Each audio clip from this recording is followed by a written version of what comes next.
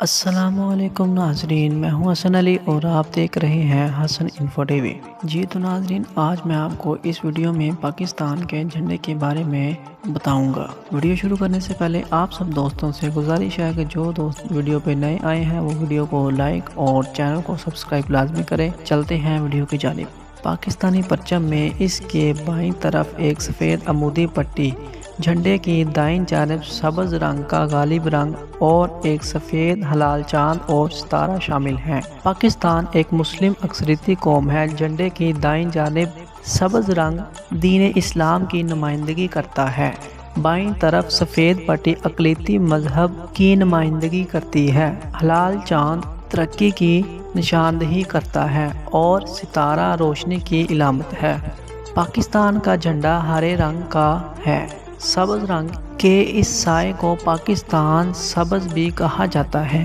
پرچم پر 3 سفید عناصر ہیں جیسے ستارہ، ہلال چاند اور بائیں طرف ہاتھ کی عمودی پٹی۔ سبز آبادی کی اکثریتی اسلامی عقیدے اور ملک کے مذہب کے لیے عقیدت دونوں کی علامت ہے۔ بائیں طرف عمودی پٹی ملک کے دیگر اقلیتی مذاہب کی نمائندگی کرتی ہے۔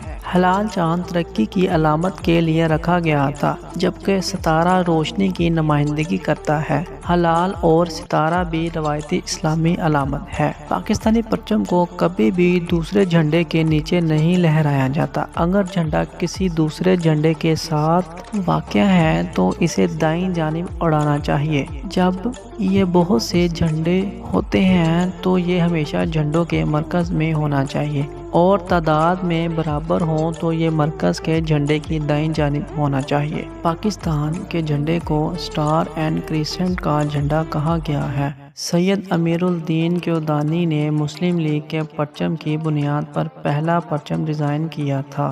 اسے پاکستان کی اسمبلی نے ملک کی آزادی سے کچھ پہلے 11 اگست 1947 کو اپنایا تھا۔ جی تو ناظرین، اگر آپ کو ویڈیو اچھی لگی ہو تو ویڈیو کو لائک اور چینل کو سبسکرائب لازمی کریں، اور اگر آپ پاکستان کے پرچم کے بارے میں مزید کوئی اچھی معلومات رکھتے ہیں تو کمنٹ سیکشن میں اپنی رائے کا اظہار لازمی کریں۔ ملتے ہیں نیکسٹ ویڈیو میں، تب تک کے لیے اللہ حافظ۔